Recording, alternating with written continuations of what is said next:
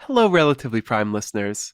This is your host and producer, Samuel Hansen, and I'm sorry that we're a little bit late this month, but there's a very good reason. I was at my day job, and a pole fell on my head, and I got a concussion. Yeah, that totally happened, and because of that concussion, I wasn't able to put together the show that I was planning on having for you this month. But that's okay, because I have something that's just as great, if not even better. As you are listening to this podcast, you probably also listen to other podcasts. So you know that this month, March of 2017, is Tripod Month, a month where all the podcasts out there are trying to get everyone to, make a suggestion, to get other people to try podcasts with hashtag tripod. That's TRYPOD. It's pretty self explanatory. And since I wasn't able to put together a show for you, I thought, well, why not tripod within the show itself? So, for you this month, I am bringing to you an episode of the wonderful mathematical podcast, The Other Half. Now, some of you may have heard The Other Half. You've definitely heard Anna Hench, one of the hosts of Another Half, on previous episodes of Relatively Prime.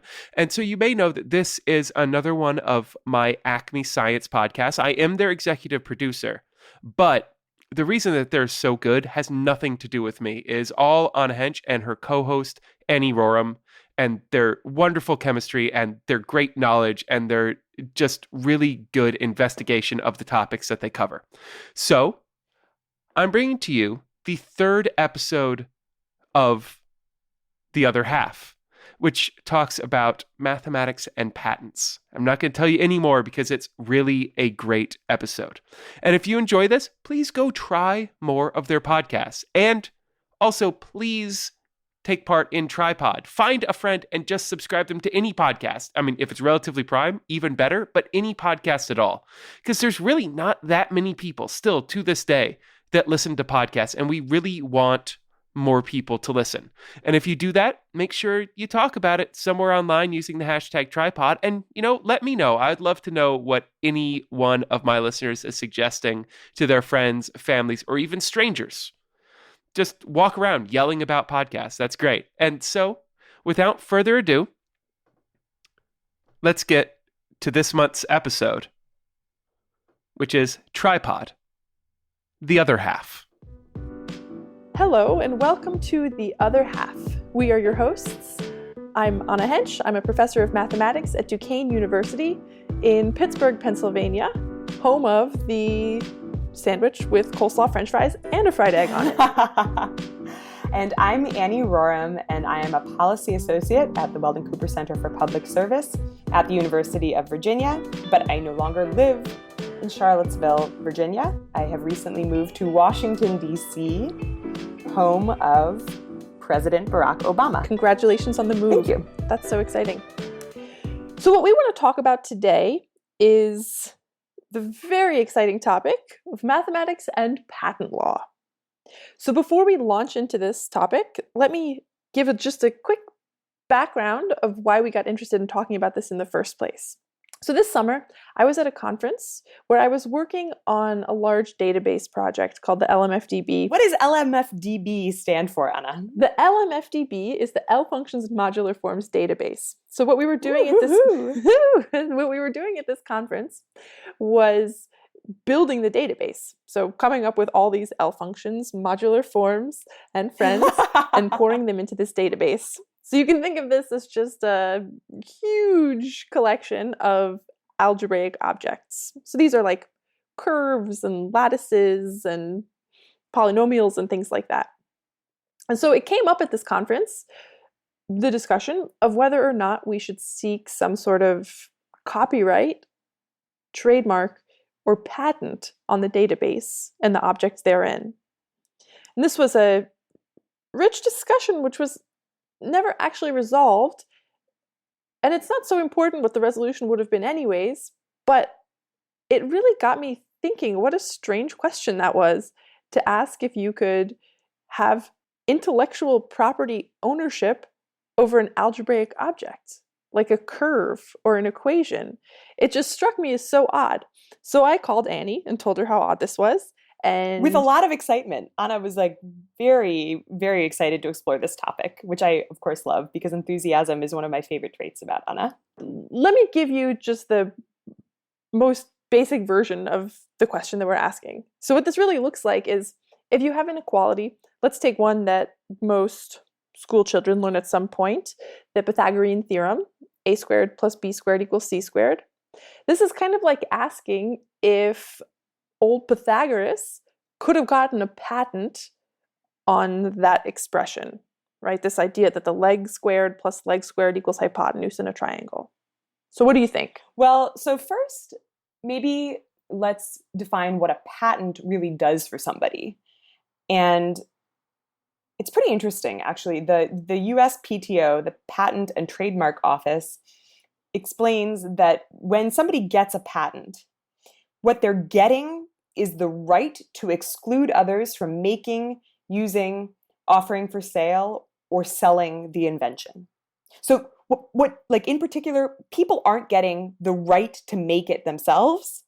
What they get is the right to tell others they can't make it. Right, so Pythagoras wouldn't have been getting the right to state his fact about triangles, but he would have been excluding other people from using it.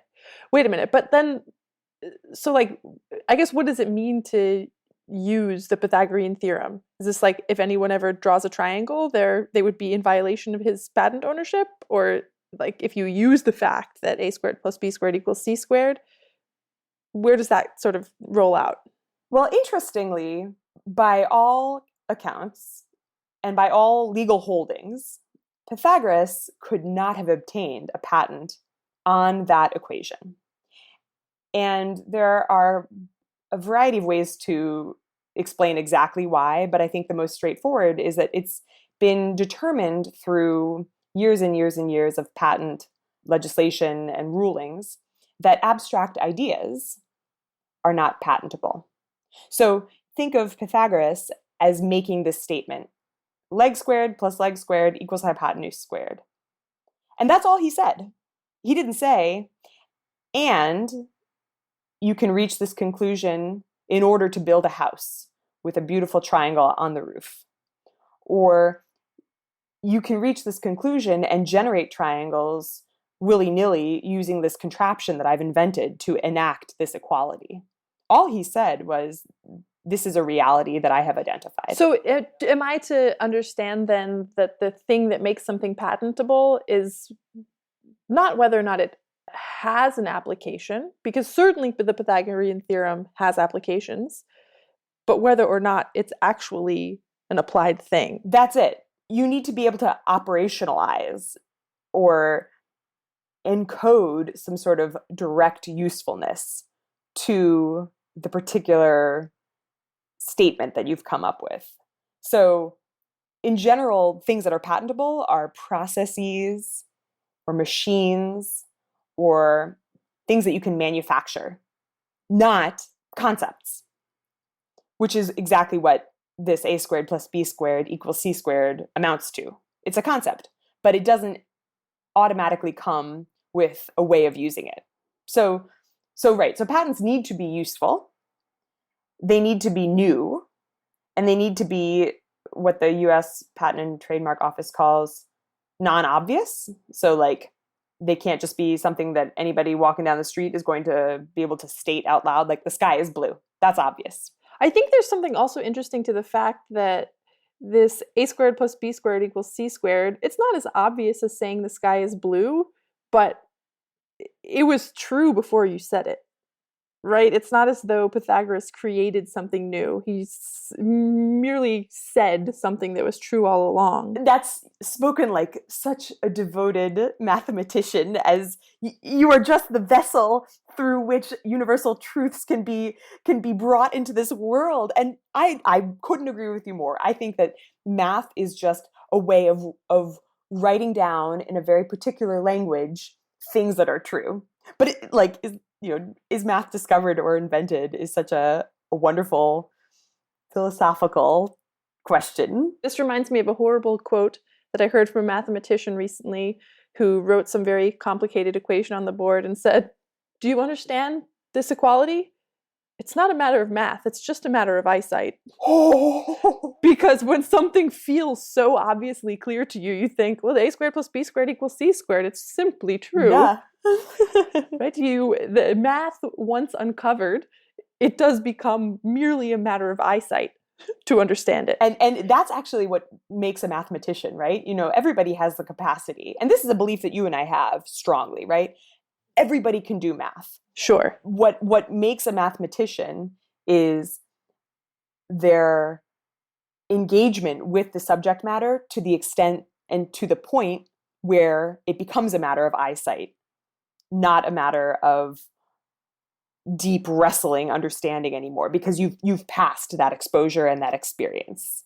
Anyway, that's an aside. No, that's a little bit off in a different direction.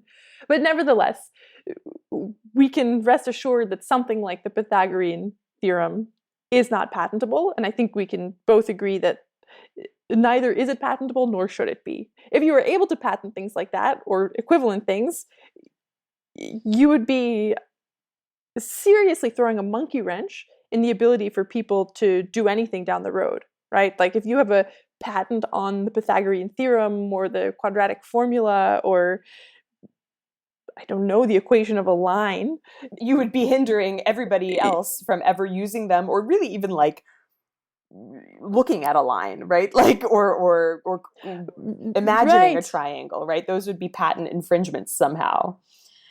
Right. It would have been far too costly to invent calculus if you had to pay for the use of every single function. Right. And that's exactly going back to this idea of like excluding people being the right that you are granted when you receive a patent. Patents are really only enforceable when the person who holds a patent goes after another party for infringing on it. That's like, you're basically granting the right to legal action. And what it amounts to is a lot of money in the form of licensing fees or lawsuits. Okay, this is interesting. So I have to be very upfront with you that I don't know very much about patent law. So I'm kind of flying by the seat of my pants here with you. And I think that right now I feel pretty convinced that mathematics shouldn't have patents. But check back in with me in a few minutes and see if I still feel that way. I should also, now. own up to the fact that I am no legal expert, but I did have the benefit of a... Oh, you sound like one. I'm merely referencing in my mind this wonderful conversation I had with a professor of intellectual property law at William and Mary Law School, Sarah Wasserman-Riex, who was very kind and spoke to me about this at length about a month ago. And I really appreciated her insights. I'm Sarah Wasserman-Riex, and I'm an assistant professor at William and Mary Law School. But I myself am no expert. So right now, I think we're in agreement that math that's simply a matter of eyesight should not be patentable. But I love that. It's the so, eyesight test. Oh, it's so mean. It's so mean. Let's like dial it up just one notch. There are other things, specifically algorithms come to mind, that have a little bit more to creation involved with them, right? So I think of algorithms as not just being like plain as the nose on your face, but maybe as plain as a recipe. Exactly, which is exactly what an algorithm is. It's a set of instructions, right? It's a defined process for achieving something. Right. So a weird example of this, which most people don't think of as an algorithm, but indeed it is. Have you ever multiplied several multi-digit numbers together? Oh. And you put one on top of the other. Frequently, right? You put one on top of the other and take the digit to the farthest right and multiply it by everything on top. And then you put a 0 and do this again, right? And what you're really doing... I'm having this image in my head of being in 3rd grade and learning how to do this and having it be such a like breakthrough, right? Like, oh, if I do these things in this particular order, I will be able to multiply these two numbers together and get the correct answer every time. And it's mysterious. Yes. When really all you're doing is just distributing. All you've Mhm. done is taken the first thing and break it up into the ones, tens, hundreds, whatever, and then you're distributing. You're using the distributive law. But no one would ever recognize it as that. Because when you learn it, it's this incredibly opaque thing. Mhm. But it's an algorithm for multiplication. Now, what's weird about that is that, well, first of all, to be honest with you, I don't know if they even teach people how to multiply like that anymore. It's been a long time since I was in third grade, but how else would you multiply? Like, can you imagine an alternative universe in which Annie, I got to tell you, these people who are coming out of school right now, the way that they add and multiply, they make grids, they fill out numbers, this new math. I have to be perfectly frank with you. I'm not quite sure how it works. but this is a really good, actually, that's a really great, like, you understand the math.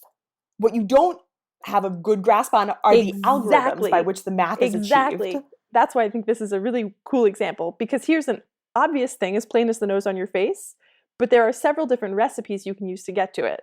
So what if somebody wanted to take out a patent on exactly that, our method that we just described for multiplying multi-digit numbers? Somebody was the first person to observe that setup. So, and there are different ways to do it. So I think it's non-obvious. It's barely non-obvious, but it's like just over the border, I think. Yeah. Well, okay, so let's kind of like walk through that. So non-obvious, novel, right? If you are the first person to really make this recipe up, then you get novelty on it. Usefulness is this other kind of important threshold or barrier that patents have to cross, right? Is it useful? Well, yeah, you can make a pretty clear argument for why it's useful. So, in theory, this algorithm for achieving this mathematical outcome holds the qualifications for being patentable in a very kind of straightforward way. I think that what we might be missing, though, is a direct and explicitly defined application for it. I agree with you. I feel sufficiently convinced that you shouldn't be able to hold a patent on multi-digit number multiplication. However, if I had a patent on that, how rich would I be? Like, so rich. Well, everybody would want to buy a license, right? But I wonder if part of the kind of sense of whether or not things should be granted patents is also like how good a job you can do at enforcing or maintaining the patent you have, right? Because one of the reasons that it would be kind of silly to hold the patent on that is because you're not going to know every time somebody infringes that right. Like, how could you possibly keep an eye on all the people that are benefiting from the algorithm that you hold a patent for? So add to your list of things necessary to get a patent, there's a certain level of like specificity required with the thing, that somehow it's identifiable as your way, not someone else's way. Right. But there are algorithms that are patentable, that have been in fact patented, that are perhaps a little bit more intricate, detailed, difficult. Yes. So, okay. So I think I know where you're going right now. Let me step in, please. May I? Please be my guest. So we started out simple with the Pythagorean theorem. That's out. Multiplication's a little bit harder. It's out. But there are, legitimate algorithms that are non-obvious, have sincere applications, and have a high level of specificity, and are brand new. And the coolest example of this is RSA encryption. This is an example of an algorithm that's totally non-obvious, extremely widely used, and based on what you've told me so far, feels patentable. Want me to give you the quick down and dirty on RSA encryption? That's exactly what I want. But first, actually, well, maybe the down and dirty will include this, but when you say encryption, what is encryption exactly? Because that word gets tossed around so much. It really does. But it surely means something particular, right? What does it mean? The idea behind encryption is that you have a string of letters or numbers, and you want to send it somewhere from point A to point B, and you want to find a way to make it secret, jumble it up, or trying to define encryption without saying the word encryption. You want to encrypt it so that you can send it from A to B, so that if somebody intercepts the message while it's on its way, they won't be able to decipher it. Okay. So it's a way of encoding information to keep it secret. Perfect. I love that. That's like very clear and concrete in my head. Good. Okay, so RSA encryption was, I'm wavering. Do I say discovered or invented? It was discovered / invented by 3 professors at MIT, Rivas, Shamir, and Edelman. And the basic idea of it is that it's a public key encryption protocol. This means, let's say I have a message that I want to send to you, Annie. Okay. Public key encryption can be thought of as the following. So you have a box with a lock and a key. So it's like a lockbox with a key. The public part is the box with a lock on it. And you can send me an unlocked box, and I can put something in it for you. I don't need the key to lock it because it's just a little padlock and I can clamp it shut. And I send it back to you, and then only you have the key to unlock it. So it's a way that you can give anyone your open box, and they can put stuff in it for you and lock it. But once it's locked, you're the only person on earth who can open it. Aha. So this is a way for me to get a message from you. Precisely. So if I needed to get a message to you, I would call you up and say, hey, Annie, send me your public key. Got it. This is a really concrete thing in my head, right? What I do is send you the box. It's an unlocked box. You send me the box. And you send it to me, you open, can stick something the in it. padlock's jangling Yep. off the side. But once you click that padlock shut, the only way for it to be unlocked is with this key that I haven't shared with you or with anybody else. Exactly. So you're the only person who can unlock it. So mathematically, what this looks like is I need to send you some string of numbers, and I use an encryption method that you've given me. So you've given me something it's called your public key, and I use that to encrypt the message. I send it to you, and then you use your private key to decrypt it. Okay, with you so far. And these are all like big strings of numbers. So you can kind of see how the exchange protocol works and why it's so secure, because you're the only person who has the key to unlock the box, and why it's also so effective, because you can send your public box anywhere. You can even send it to someone who's completely untrustworthy. Somebody who might spill the beans. Exactly. You might know that I'm a big blabbermouth, but you need something from me. You can still give me the box with the lock dangling off of it. That's not going to change my ability to open it. For the record, I still don't have the call key. you a blabbermouth. You have always kept my confidences in strict confidence. What a kind and good friend you are. But you can see how this makes this a really powerful absolutely. thing. Okay, so what do Rivest, Shamir, and Edelman exactly have to say about this in terms of math? So the thing that generates the public and private key is the algorithm. And it's a 4-step algorithm. So let me tell you the 4 steps, and then let me tell you why this algorithm works. Okay. Step 1, pick 2 really big prime numbers. Yep. Got it? 5 and 7 seem big enough to me, right? Bigger. Let's go like 50 digits long. Okay. Nay, let's go 100 digits long. Okay, so I can't actually think of those off the top of my head, but I can surely locate them somewhere. There's certainly an encyclopedia of prime numbers that goes up to the 100 digits. You could find that, yeah. Step 2, pick another number. Any number? Any number. It doesn't have to be 100 digits long. No, any number. All right, good, easy, done. Good? Okay. Step 3, do a little bit of math. Step 4, do a little bit of math. Okay, so I'm going to wave my hands at those steps, but it's super short. It's a 4-step algorithm. Step 1 is pick 2 numbers. Step 2 is pick another number. And then steps 3 and 4, I'm joking a little bit, because sometimes if you say do a little math, who knows how long that takes. But these are like one-liner math things, very, very quick. So it's an extremely easy algorithm to learn, and it's extremely secure. So it seems, kind of going back to this idea of like, what are the steps that we need to take to multiply multi-digit numbers together, right? Like, as long as I follow the steps one by one, I'm going to come to some sort of conclusion that is guaranteed, with the one difference being that the actual kind of resulting figure will depend on the original numbers I've chosen.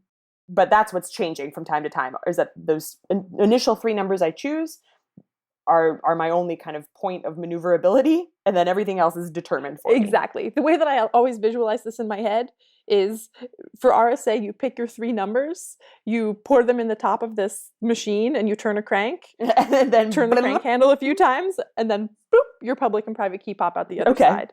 So it's a completely prescribed thing. Cool. And that's math. That's math. Sure, that's math. That's definitely math.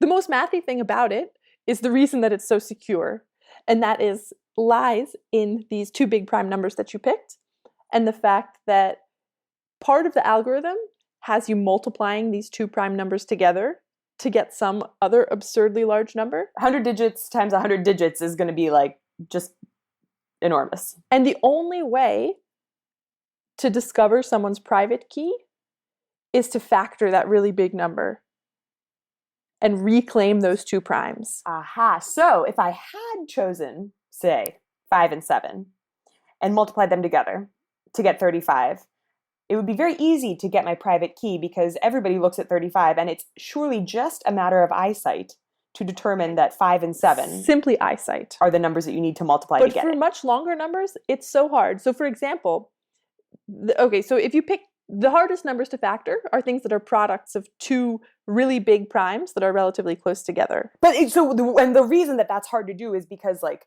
something that's a product of 2 primes is like, that's it. You have to figure out what those 2 primes are because there's no other way to factor it. You just have to know exactly what those 2 primes are. Exactly. And there are like sieve methods and classical factorization methods to do this, and kind of ad hoc factorization methods depending on different aspects of the number.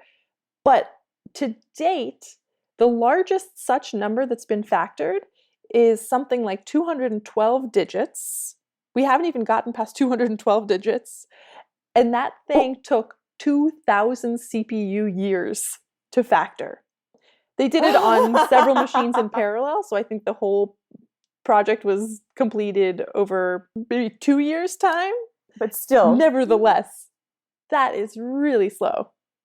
Wow. And that's 212 digits. And we were talking just now about something with maybe 10,000 digits. Like, this is going to be very hard to crack, is basically the upshot of this conversation, right? Factoring numbers, pretty difficult.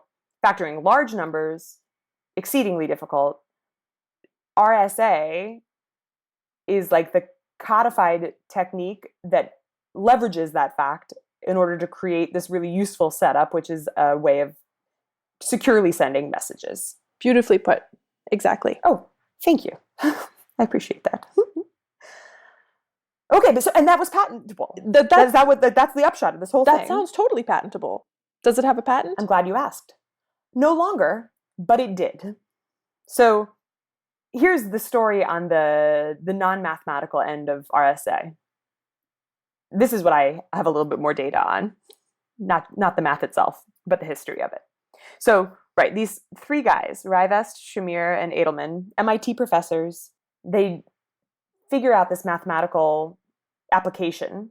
They publish a paper on it in 1977, and then they're granted a patent for it. So in 1983, MIT receives the patenting rights and grants these 3 professors, Rivest, Shamir, and Edelman, the licensing for RSA encryption. And they held a patent on this encryption system for 17 years, minus 2 weeks. So for reasons that are not entirely clear to me, there was a limit on the patent that they held that was 17 years long. And I don't know whether all patents granted in 1983 had a 17-year limit or what, but they had a term-limited patent for 17 years. 2 weeks before it expired, they bestowed the great gift of releasing the patent into the universe. And they lost out on 2 weeks of licenses that they could have granted. But they held a patent on it, which is pretty interesting. And nobody, as far as I understand, challenged their right to hold that patent. If it happened today, would it look the same? Right. Or would it be like such a magnificent breakthrough today? I mean, like, math aside, would the like creation of this algorithm be such a gigantic step forward in a world where, like 9-year-olds know how to write code? As time creeps by, we are getting better and better at factoring large numbers.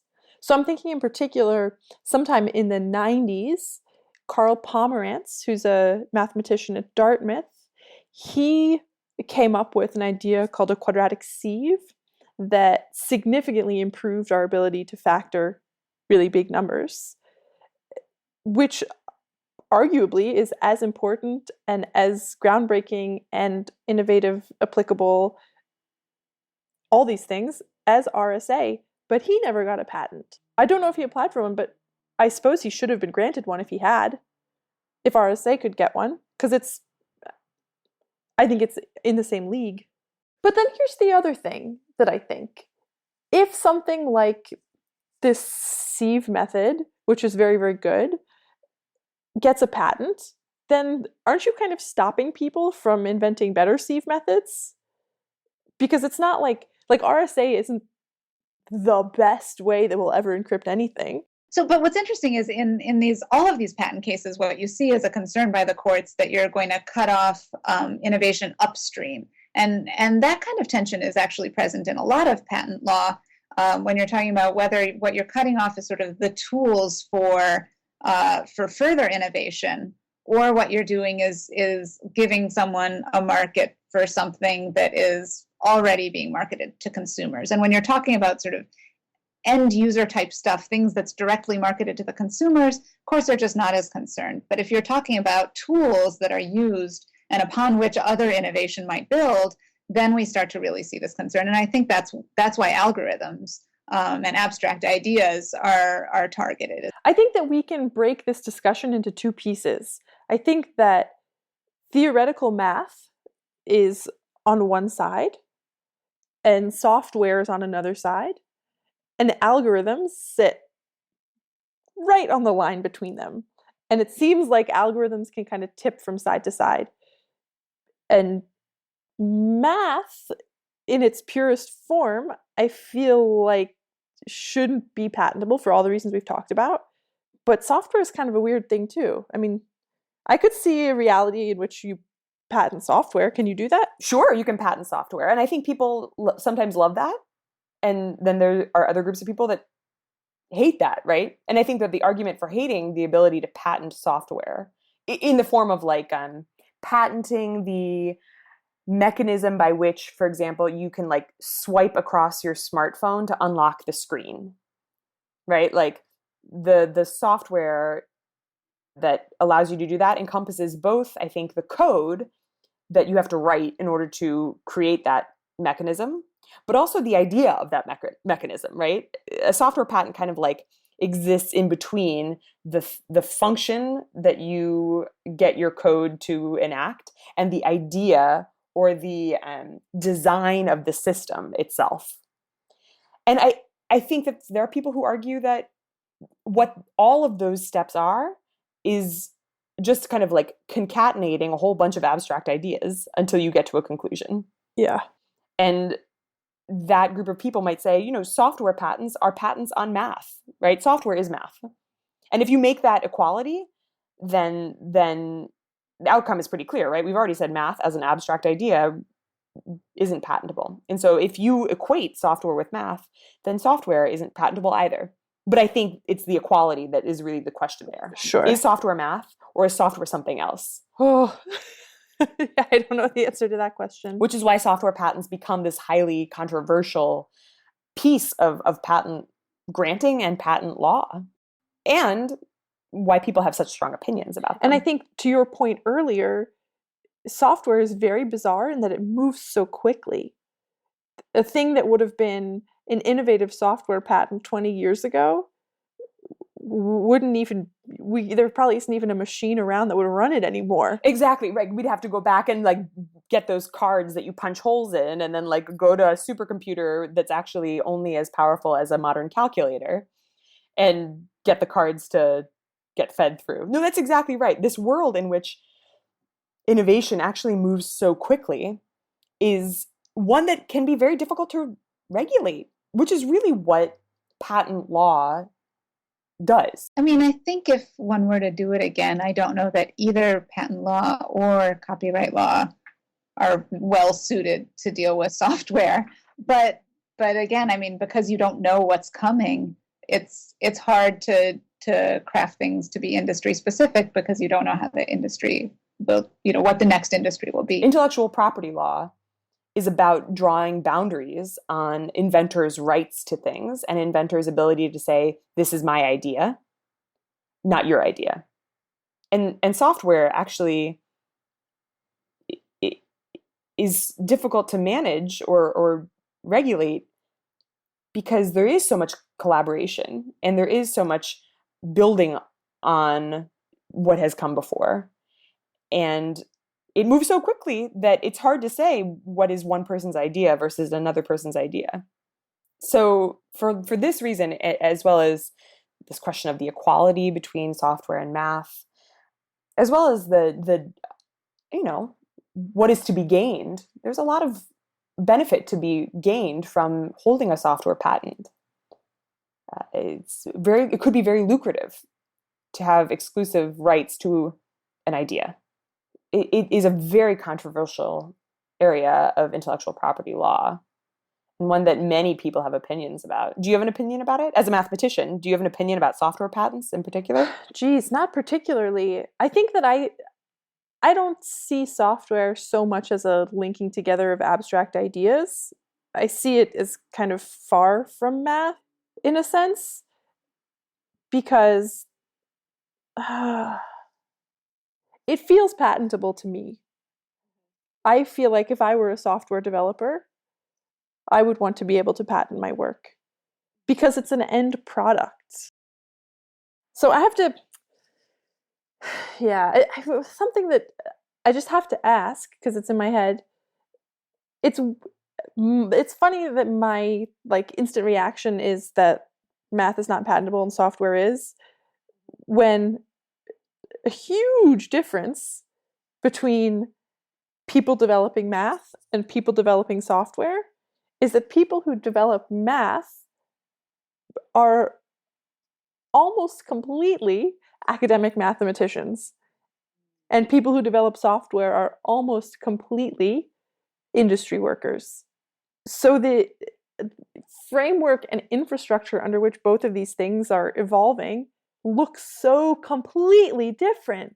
And part of it is they're different because the people who choose to participate in math or in software development are choosing to subscribe to a particular worldview almost, right? If you as a mathematician have signed yourself up for a lifestyle in which math plays this fundamental role for you, and you knew going in that you weren't going to be able to make big bucks off of patents that you held on the theorems that you proved. It's not about whether it's worthwhile to do that discovery, and it's not about whether you sort of deserve to be compensated, but it's about how do we draw the lines on the thing that you're getting, the legal right that you're getting. And is there a way you can describe it so that the courts can draw lines around it and still allow other people to continue on with their discoveries? And if there's a way that you can tie it to something concrete that you're doing, then that's fine. But if you can't,